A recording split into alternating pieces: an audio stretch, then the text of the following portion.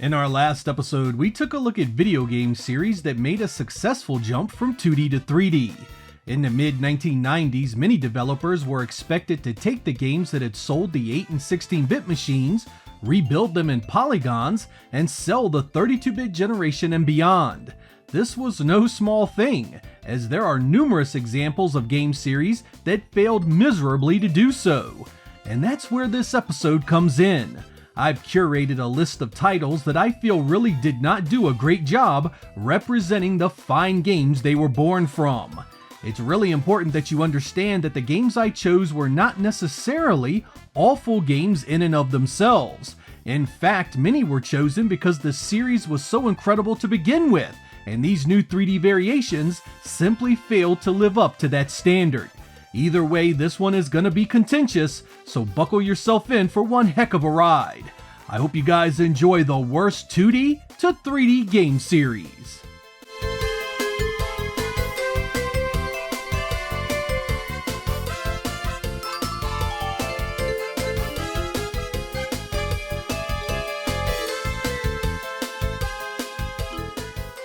The two-dimensional Prince of Persia games were known as cinematic platformers. They had great animation and the realistic physics often made for some very entertaining deaths. Many people confusingly assumed that Sands of Time was the first 3D outing for the series, but it was actually 1999's Prince of Persia 3D that introduced fans to the realm of 3D polygons. And what a rough ride it was! It did its best to borrow many of the elements that had made the Tomb Raider titles hits, but the overall feel of this world is so incredibly sterile and lifeless. Many of the paths you need to take are not immediately obvious, making navigating no fun for all but the most dedicated among us. There's also long stretches of nothing happening, and the lack of action hammers the long-term playability. In the end, you are often left running around not sure where to go, what to do, and with no enemies to take your mind off of it. It can be a bit of fun if you can appreciate the lonesome exploration of trying to climb and jump into and onto everything, but most of you will get bored with this one after 15 or 20 minutes.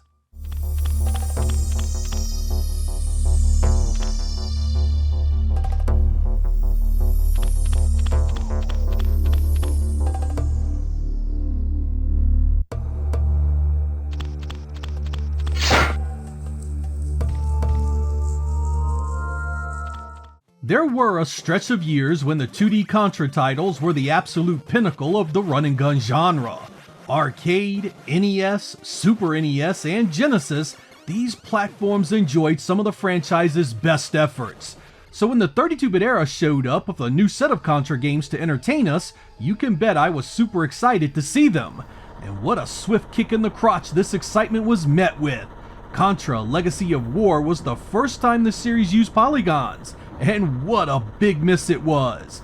It used a top-down view with a weak graphics engine that splashed a pitifully dark palette on the screen that often hid enemy attacks. Worse yet, the small play area around your character also meant that when a large enemy came on the screen, it was difficult to avoid being hit. This led to an exhausting ride of cheap damage that is never offset by anything else in its design. The graphics are poor. The enemy design was nowhere near as well done as before. Even the music was significantly weaker than previous titles in the series.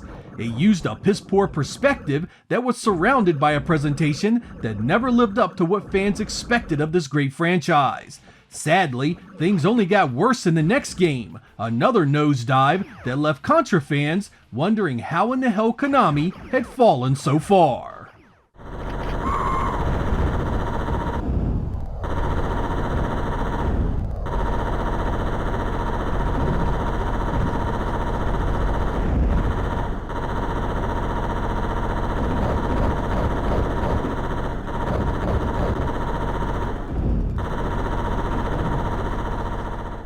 Earthworm Gem was a wild 2D game on the 16-bit home consoles.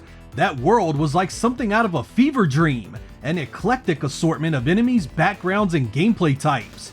It made those games appealing if you enjoyed that sort of craziness, so a jump to 3D promised even more strange new worlds to explore. And it was a promise that was unfulfilled because this comes off as some plain Jane 3D platformer with uninspired stage layouts and completely different art design. I mean, look at this! Where are the slopes, twisted paths, and the verticality that define the 2D adventures? Where are the dark, fantastical environments that look like they were pulled from a mix of sci-fi and horror literature? This is nothing more than a bright and cheerful jaunt where you run around woefully plain rooms that lack any sort of the artistic flair that anchored the original 2D adventures. Shoot a few enemies, collect a few items, throw a few switches, and move on to a new unexciting area to do it all over again. The camera sucks, the music is irritating, and there is just not much left to enjoy here. The Nintendo 64 was home to much better games of this type, leaving this one a simple shadow of a much better designed game.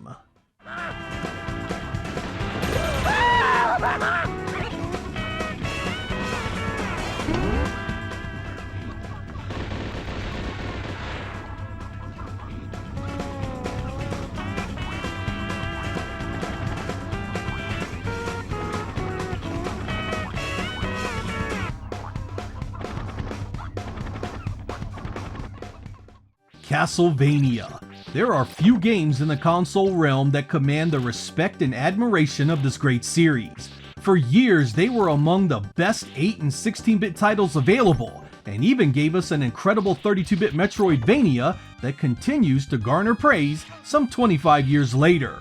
The move to 3D came first with a Nintendo 64 release simply titled Castlevania 64. Opinions on this one vary, and I concede that there is a group out there that thinks this was a great experience, but you will not find me saying the same. This one tried to do it right. The setting is there, the music is mostly great, and I even thought it looked okay at the time. So why is it in this episode? What did it get wrong? Gameplay, my friends, gameplay. What had been so smooth and natural in 2D is clunky and overly mechanical here. It feels more like you are playing as a robot as opposed to a badass vampire killer. Even the simplest of actions feels unwieldy, and this feeling permeates the entire experience. Just running around and navigating the simple environments feels off, and the combat takes far more effort than it should, particularly the incessant spawning of enemies that occurs. Considering the games that came before, this never felt up to the same standard. I don't mind telling you, so off-putting is this one, I have only made it past the opening areas a few times since it was released. I genuinely can't stand the way it plays. 10 minutes in, and I'm done, running for the power button every time. There was a sort of spin-off that followed it up called Legacy of Darkness that sought to fix some of the outstanding issues, but it too lacked the finesse the series was known for.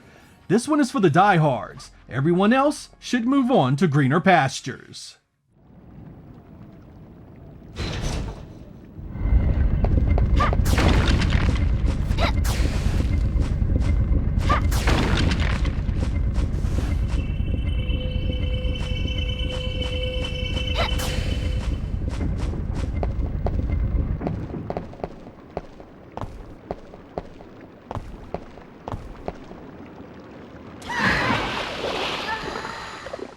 When Capcom's Final Fight showed up, it took the Double Dragon premise of saving your girlfriend by beating down a gang of bad guys and elevated it to new heights.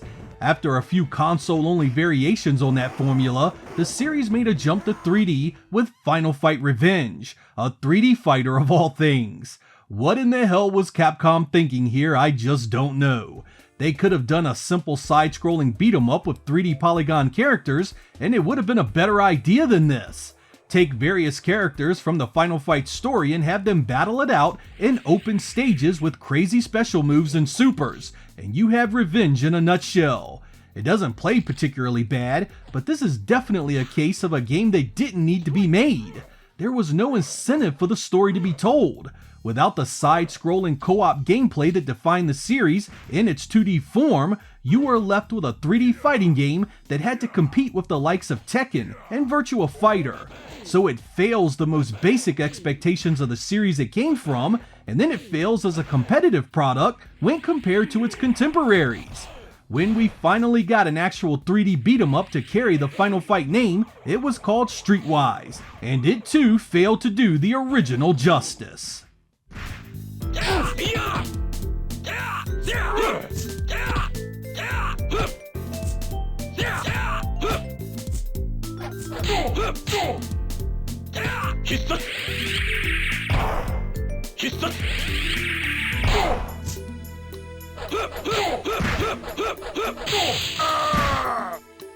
Guy wins!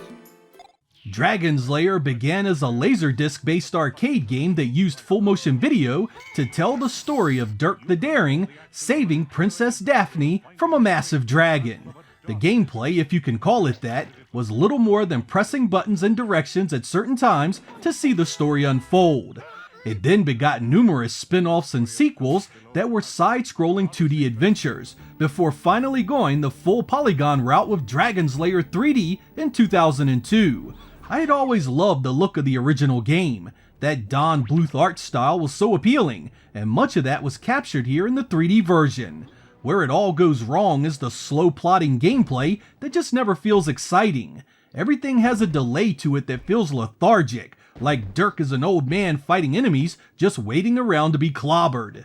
The combat is overly simplistic and many of the areas have a samey feel to them. I don't know, I was just not impressed with how this one panned out, especially by 2002, when we had a treasure trove of 3D platformers that all looked and played better. It felt more like it belonged back in 1996 when 3D platformers were just really getting their start on home consoles. You can find much worse to be sure, just don't go expecting greatness with this one.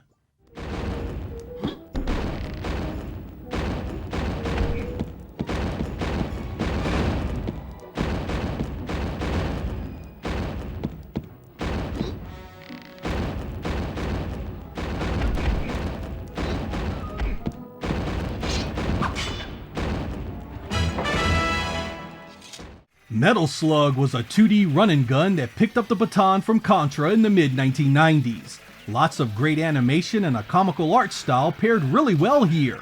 There were huge bosses, vehicles to commandeer, and an arsenal of weaponry at your disposal. It was, in many ways, a nearly perfect representation of the genre. But all that went right out the window in 2006 when Metal Slug was released on the Japanese PlayStation 2. This broken, boring, frustrating pile of shit stole the money of every hardworking individual that purchased it. As a third-person shooter, it lacks precision, it's slow, and it's incredibly frustrating. You have to use a lock-on mechanic to hit anything, and there are actual indoor areas where enemies are right in your face. The graphics are vanilla with empty and barren environments, and the artistic strength of the original is entirely lost. I'd even go so far as to say the Big Hit It style looks creepy in 3D. It uses cheap tactics like barriers to trap the player and force them to kill waves of enemies. They tried to offset some of this with an RPG style upgrade system for the player and some customization options, but in the end, this is never anything more than an awful representation of the fun in the two-dimensional games. I don't completely dismiss games often, nor do I rarely advise you to avoid a game completely, but Metal Slug 3D is a shameful follow-up that SNK Playmore should hang their heads low over. Few moves to 3D were as terrible as this travesty, and I am sorry to have introduced you to it.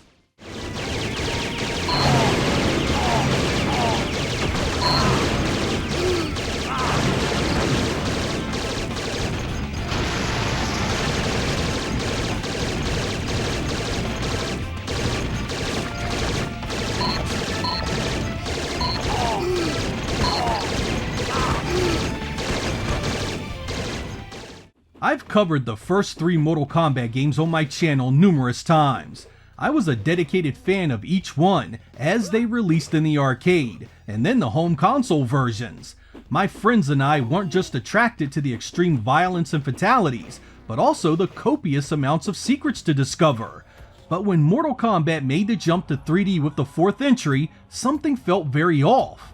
The developers didn't try and refine anything here. They used the gameplay model for Mortal Kombat 3, created a weak 3D graphics engine around it, and pretty much called it a day. Sure, they dropped in some crappy weapon options, but this really did fail on pretty much every level to get me excited about the series again. Even worse, this was a product of late 1997, and its competition looked substantially better. The arenas were bare bones and uninspired, and the low polygon fighters would have looked janky on hardware as weak as the 3DO and Jaguar. This game has a loyal fan base, and the publications at the time rated it highly.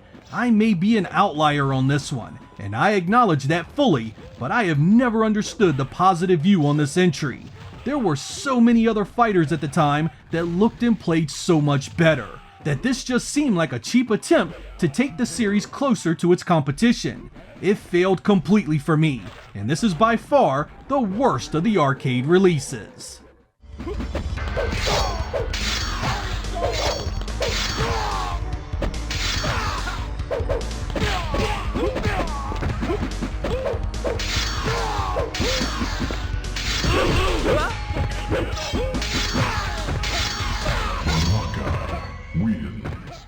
The Cotton series of shooters had a great run. It was 2D for the better part of a decade, though there was a pseudo 3D take on the series released on the Mega Drive in 1994. All of them were fun, and when the series took to 3D polygons in 2000, I was ready to give it a shot. Rainbow Cotton proved to be one heck of a letdown, however. It's so incredibly slow. The aiming has an auto-centering mechanic that throws off your timing. The main character is far too large on the screen, and the hit detection is as piss poor as it can possibly be. It's a shame too, because the visuals are nice and bright, and it sounds pretty good. I mean, this thing was on the Sega Dreamcast, a console with so many great shooters, so there's just no excuse for it. Some try and sugarcoat the problems, but this is a bad game no matter how hard you try and love it. So bad that even one of the designers apologized for it shortly after its release. The worst part of this was that it killed the series entirely for over 20 years. Only recently was it brought back for modern consoles, a stark reminder of yet another beloved series that failed to live on in 3D.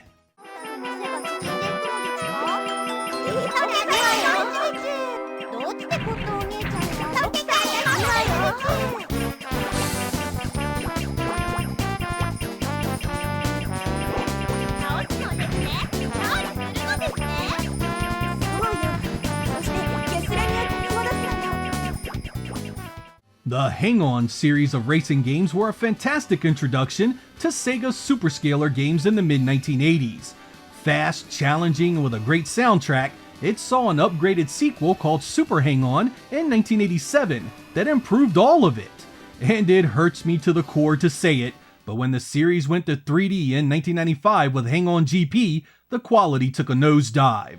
The speed never feels right. The gameplay feels both laggy and overly sensitive at the same time, and there is a severe lack of content in its 3 tracks. This was very clearly a game that was thrown together in a very short amount of time to give Saturn owners something to buy in its first year. The bike animation is almost laughably bad, like it's on a hydraulic spring that tilts left and right perfectly every time. The wrecks are also terribly bad, with the bike flying up and down with a rider that is nowhere to be found. The pinball effect of being bounced off the walls also feels terrible, and it really makes the gameplay feel less authentic. On the plus side, the visuals themselves aren't bad, the soundtrack is really good, and the gameplay does improve with an analog solution. None of that saves this one from the heap of missed opportunities Sega had on its transition to 3D with the Saturn. It hurts, but Hangon GP is a recommendation I just can't make. This is the final lap.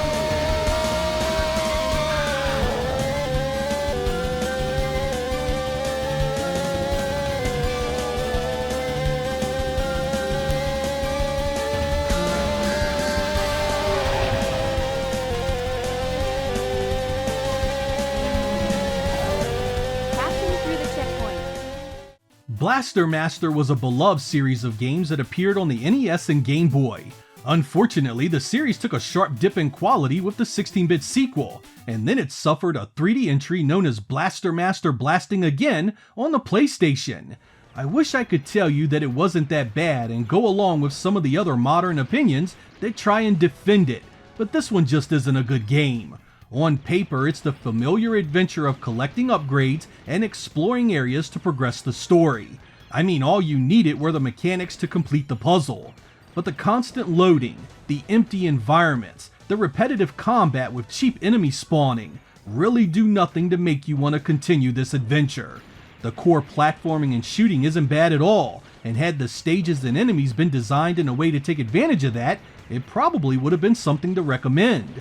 As it is, you'll be wandering around rooms that all look the same, fighting the same enemies that come back with each visit, and seeing the loading screens far more than any one game should ever ask of you. This is yet another case where the pedigree of a series resulted in elevated expectations. Everyone wanted to forget Part 2, so Blaster Master Blasting Again had a lot to live up to in that regard. Unfortunately, it missed the mark badly, and was yet another letdown for fans desperately wanting a return to form. It's probably one of the better games on this list, but it still isn't something I want to go back to.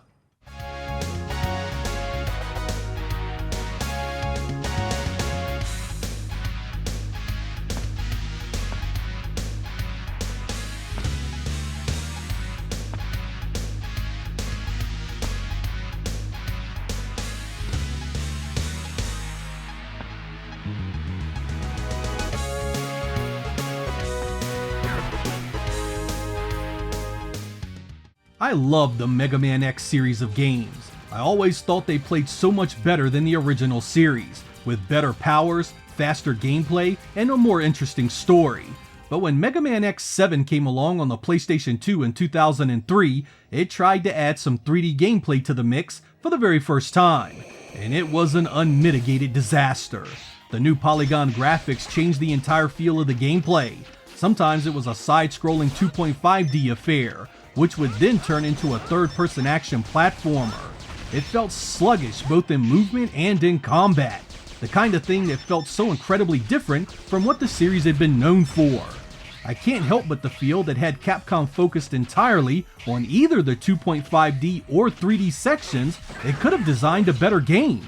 Instead, we end up with something that doesn't feel complete or compelling, especially when compared to the first 5 X titles. I've seen speedruns of this one where it's pretty clear you are better off avoiding 3/4 of the enemies by just dashing around everything. To make matters worse, Mega Man isn't even part of the main game and needed to be unlocked. Capcom needed to do something new with this franchise after Mega Man X6, but the design here was flawed with its substandard mix of gameplay perspectives and its lack of focus on Mega Man himself. X should have had a much better send-off, but unfortunately, Part 8 wasn't much better. Can you hear me, Zero?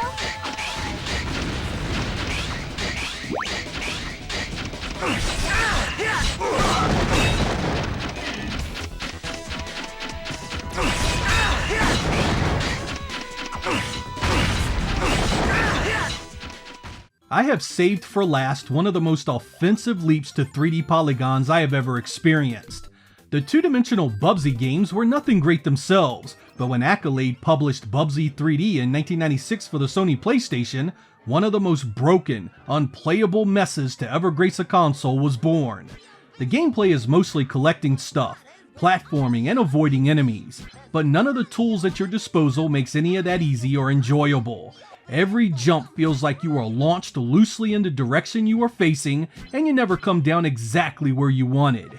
The awful camera pulls back every time to make this feel even worse, so any platforming done here is a painful exercise that leaves you running for the eject button soon after the action begins.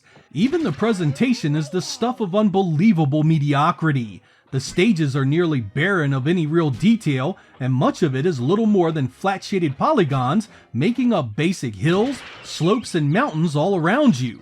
There is combat where you can shoot enemies or jump on their head, but you are much better off avoiding them where possible because it's just all so poorly executed. It adds up to a 3D platformer that fails at every single thing it tries. Running, jumping, combat, visuals, music, you name it, and I challenge you to find me a retail release title that is worse during this generation. This developer eventually went on to do Siphon Filter, a far better game that should have been given away for free to atone for this steaming pile of shit. Gaming publications hammered it upon its release, and it has gone on to earn many retrospectives that have crushed it even further. And it deserves every ounce of the hate it gets. Bubsy 3D is my pick for the worst 2D game series to ever make the move to 3D polygons.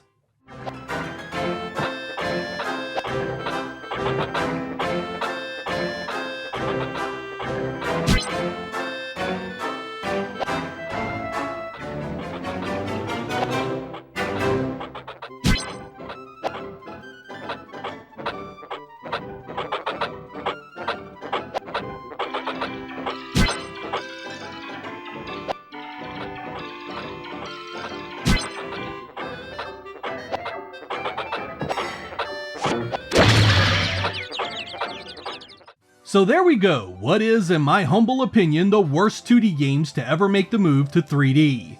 It's true that some of these are not the worst games I've ever played. I'm even willing to bet some of you have fond memories of playing some of these.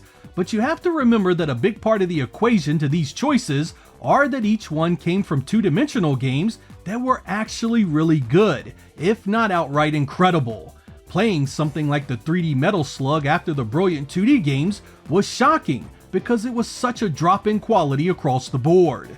Another thing I'd like to point out is that these are my choices for the worst in this category, a small number compared to the 2D games that made the move to 3D that weren't particularly good, but also not particularly bad. That list would have the likes of Street Fighter EX, Splatterhouse, Bionic Commando, and Mega Man Legends on it. Maybe I'll do a disappointing sequel and spin-off episode in the future so we can cover those games as well. I'm Sega Lord X, thank you guys for watching, and I will catch you next time.